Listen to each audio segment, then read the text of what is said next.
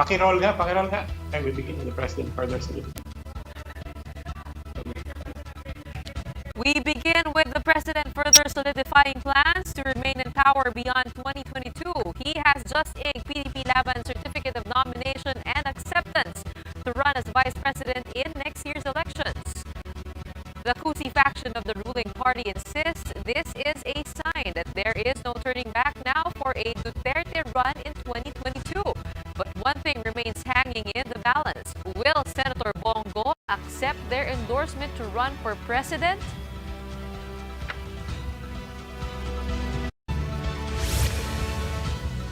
Good evening, I'm Gretchen Ho. And I'm Robbie Alampa. You're watching The Big Story.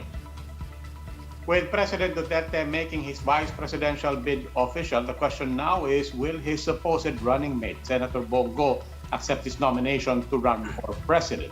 Party officials remain confident that the neophyte lawmaker will accept the nomination, so much so that they do not have a plan B should he decline. Romel Lopez with The Big Story. President Rodrigo Duterte is firming up plans to extend his hold on power. He just signed PDP Laban's certificate of nomination and acceptance for him to run as Vice President in 2022. Energy Secretary Alfonso Cusi and Executive Secretary Salvador Medialdea oversaw the signing in Davao City Wednesday night. The Cusi faction Secretary General Melvin Matibag believes the movement no turning back now. That is the implication kasi wala naman ng reason for him to withdraw it. Matibag has expressed confidence that Duterte's popularity will prevail. Hindi namin kasi iniisip yung weakness or strength ng aming mga pwedeng mga makalaban sa 2022. We are looking at our own strength and weaknesses, and kung ano yung strength namin, we will harness it. This now leaves Cusi faction with one more important task: have Senator Bongo accept their endorsement for him to run as president. The neophyte lawmaker has declined the nomination a number of times, but party officials remain hopeful. We're still talking about it, but I hope that in due time, before end of this month, that he can make his decision. Sana yung action ni Presidente to sign accept officially the nomination ng PDP Laban, sana will help Senator Bongo to decide on the matter. But if Goa still passes up, the Cusi faction said it isn't considering any other names. It will not be fair to Senator Bongo kung hinihintay namin siya magdedesisyon at tapos meron pala kaming ibang iniisip at pinaplano. The other camp of PDP Laban, Senator Coco Pimentel's wing, is expected to issue their own CONAS.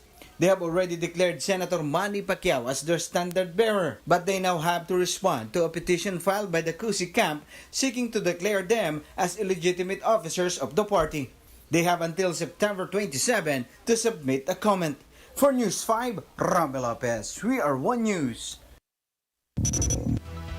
To discuss what's next for the PDP Laban ahead of the deadline for the filing of certificates of candidacy, we have with us PDP Laban Secretary General Melvin Matibag. Mr. Matibag, once again, welcome to The Big Story. Thank you and good evening to everyone. Sir, what's going to happen with the two factions of the PDP Laban come the filing of the COC?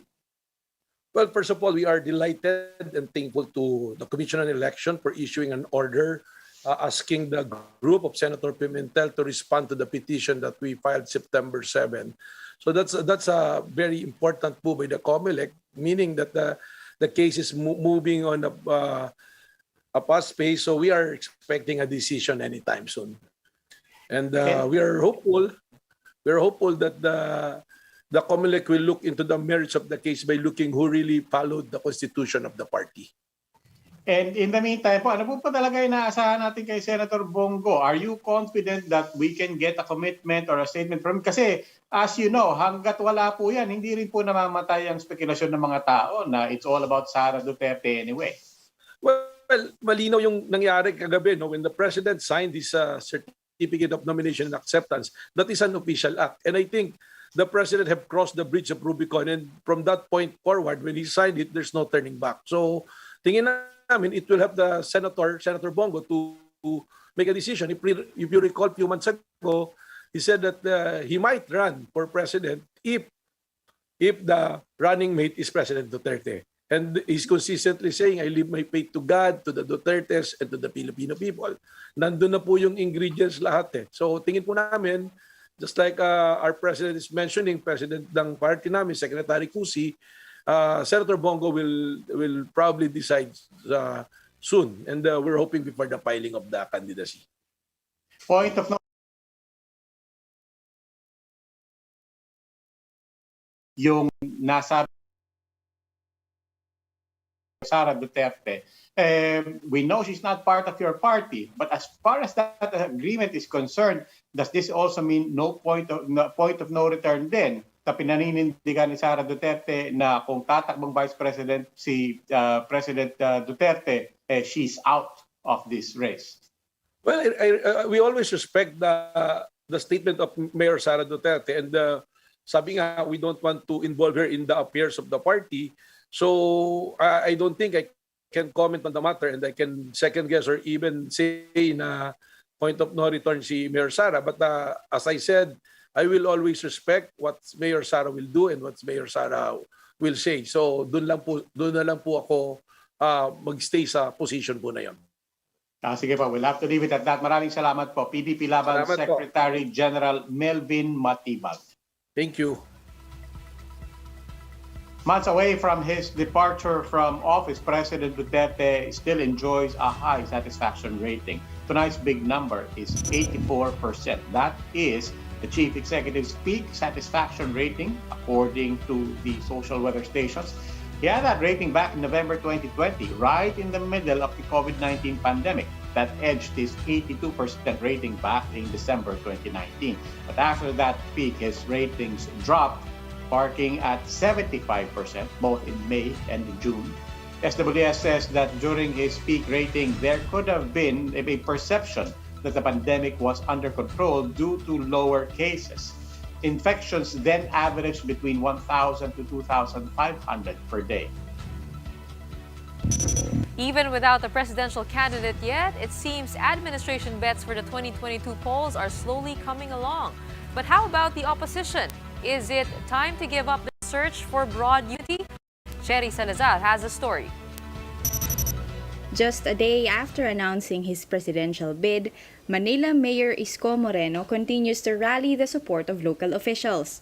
23 new members of Acción Democrático, mostly vice mayors and vice governors in Luzon, took their oath on Thursday. 2 incumbent senators and 2 unnamed senatorial hopefuls are also expected to join. And that includes some members of the administration, some members of the opposition, kahit sino na may sense of service sa tao. We welcome natin. On Wednesday, Moreno said he will continue to woo the likes of Vice President Leni Robredo to back his ticket with running mate Dr. Willie Ong. Robredo has previously been in talks with Moreno and other presidential bets to form a united opposition. But for political analyst Edmond Tayao, Moreno cannot be considered an opposition candidate. The mayor's links to the administration, however, may come in handy. Probably some of those who support the administration may still consider him eventually, no, as their candidate. In the event that in the final go, hindi nila magugustuhan yung magkakandidato sa administrasyon. Robredo's camp says talk of a united opposition are still not off the table, even if both Moreno and Senator Manny Pacquiao have declared their presidential bid. She remains convinced that talks can still proceed, that until the actual filing rolls around, there is room for conversations and there is a room to explore a possible alliance. Nery Colmenares, who is gunning for a senatorial seat, says Robredo's unification effort is a good thing and will continue even after certificates of candidacy have been filed. Those who run against President Duterte's candidates could still talk among themselves and probably sacrifice certain ambitions. I think everybody realizes it will be quite difficult to defeat President Duterte without a united opposition.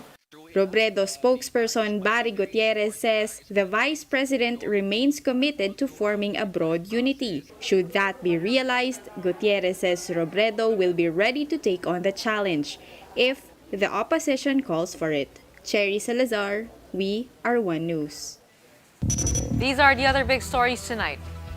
Is it really final this time around? Are face shields no longer required, especially in outdoor settings? The president made the directive only requiring a plastic barrier in certain situations.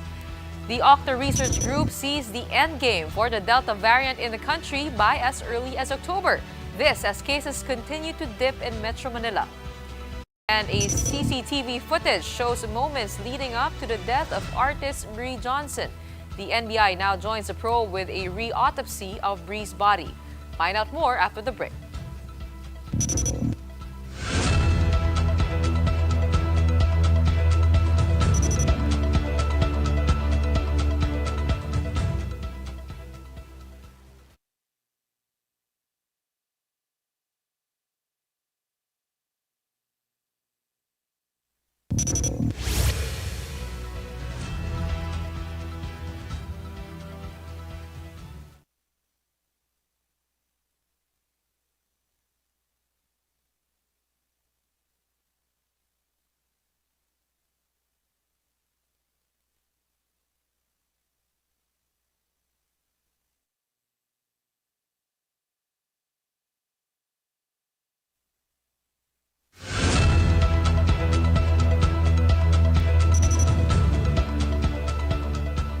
Good evening. You're still watching The Big Story. I'm Robbie Alampay. And I'm Gretchen Ho. There's no turning back. The IATF is now working on guidelines after the president scrapped the use of face shields in outdoor settings. But don't throw your face shields right away. Certain situations will still require the use of the plastic barrier. Mobile journalist Jacob Lazaro gives us a front seat to the story.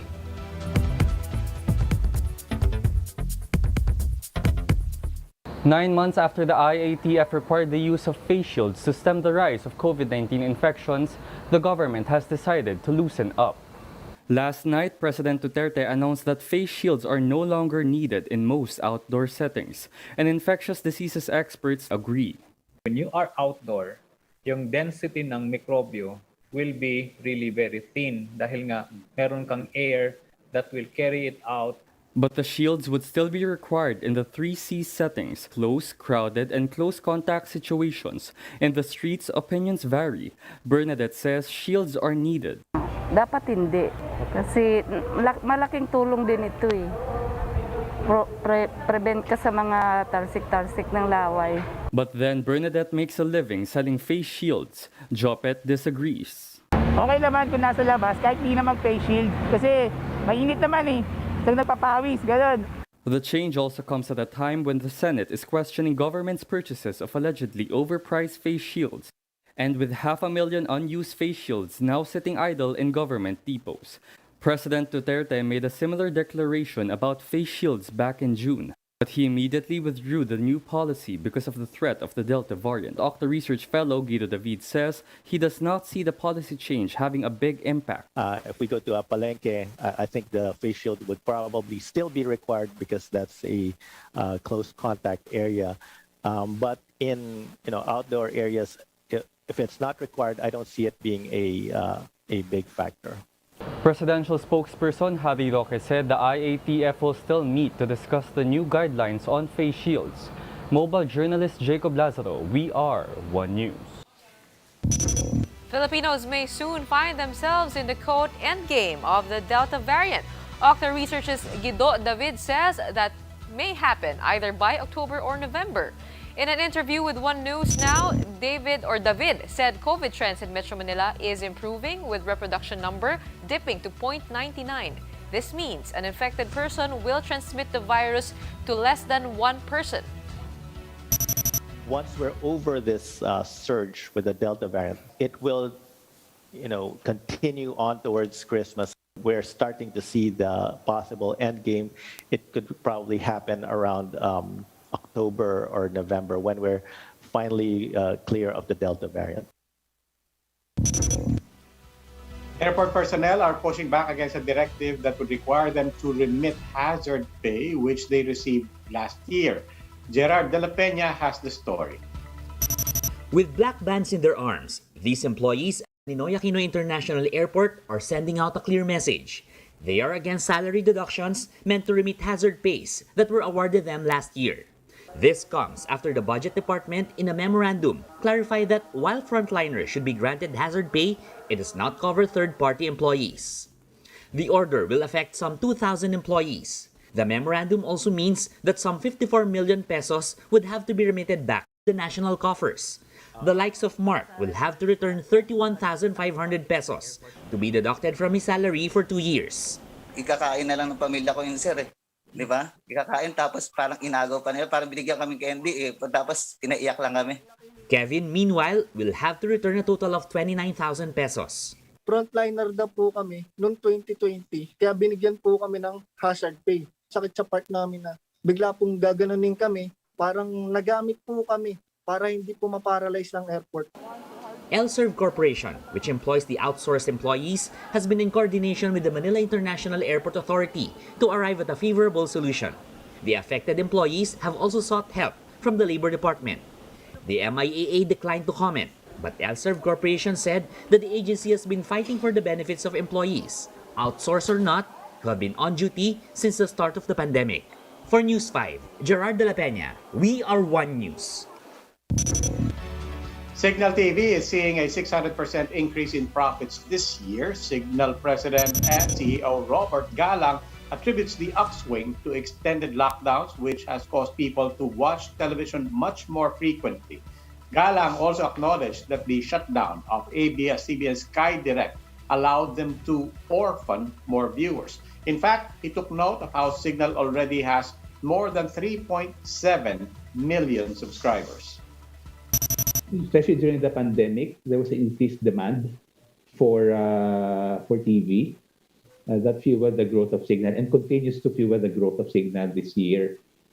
There was also an incident wherein another pay TV provider was discontinued its service due to franchise issues. The Shareholders Association of the Philippines will hold the second part of its investment summit on September 28. In the summit, Chairphil will tackle how major economic drivers and companies implemented sustainable and inclusive business practices as they forge ahead into another pandemic year. It will take off from last year's discussion on how the digital world had changed the business sector in light of a public health crisis.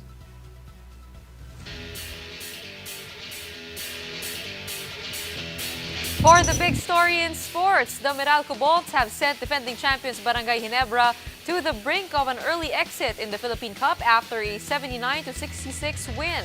It may be a non-bearing game, but the Bolts still took a wire-to-wire victory in the crucial match for the Gin Kings. Meralco, who has a twice-beat advantage, will face the 7th seed NLEX Road Warriors in the quarterfinals.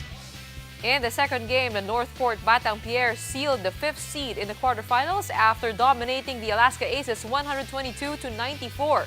Northport's win sets up a knockout battle between Barangay Ginebra and the Phoenix Fuel Masters for the last ticket to the quarterfinals. The winner will face top seed TNT Tropang Giga. The Batang Pier, meanwhile, will face off with the San Miguel Beermen. Time for another quick break. When we return, a CCTV footage shows some of the final moments before the death of artist Bree Johnson.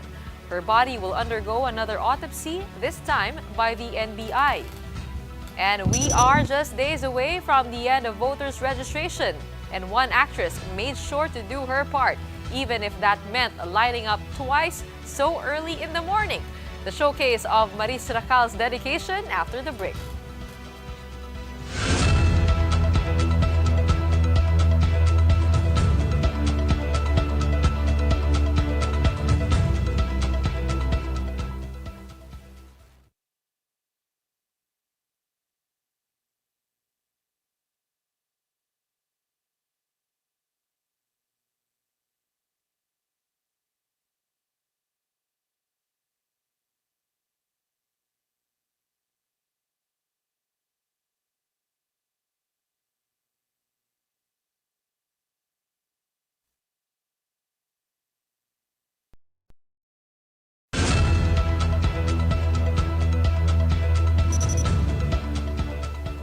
Good evening. You're still watching The Big Story. I'm Bobby Alampay. And I'm Gretchen Ho.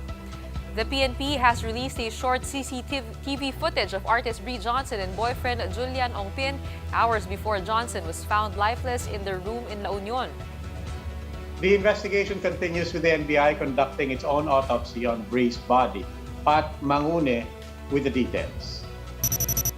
At around 3 a.m. last September 18, artist Bree Johnson Agunod was seen exiting her hotel room at a resort in San Juan, La Union. She approached her boyfriend, Julian Ongpin, and was seen having a bottle of wine to drink.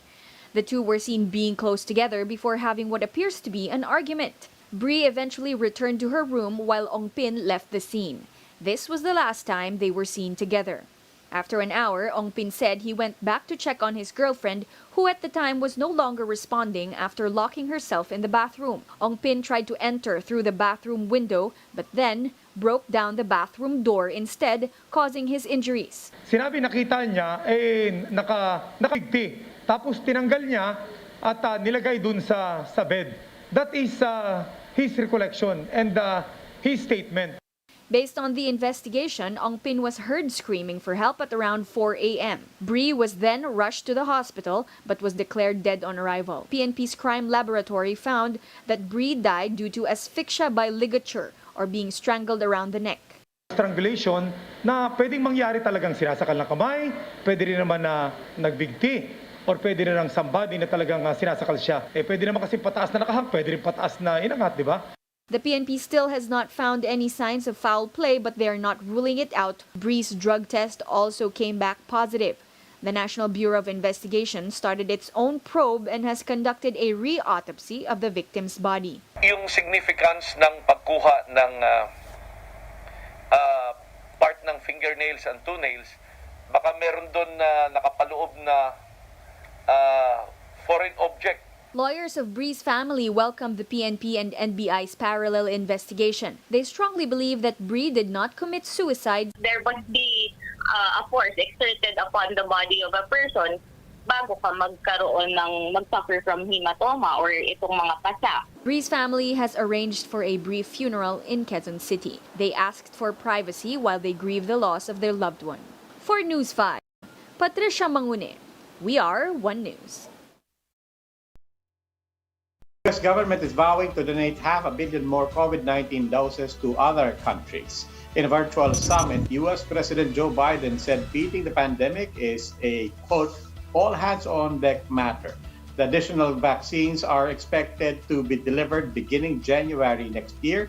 This will bring the U.S. government's vaccine donations to more than 1.1 billion doses. Experts say about 6 billion doses are needed to inoculate those in developing countries.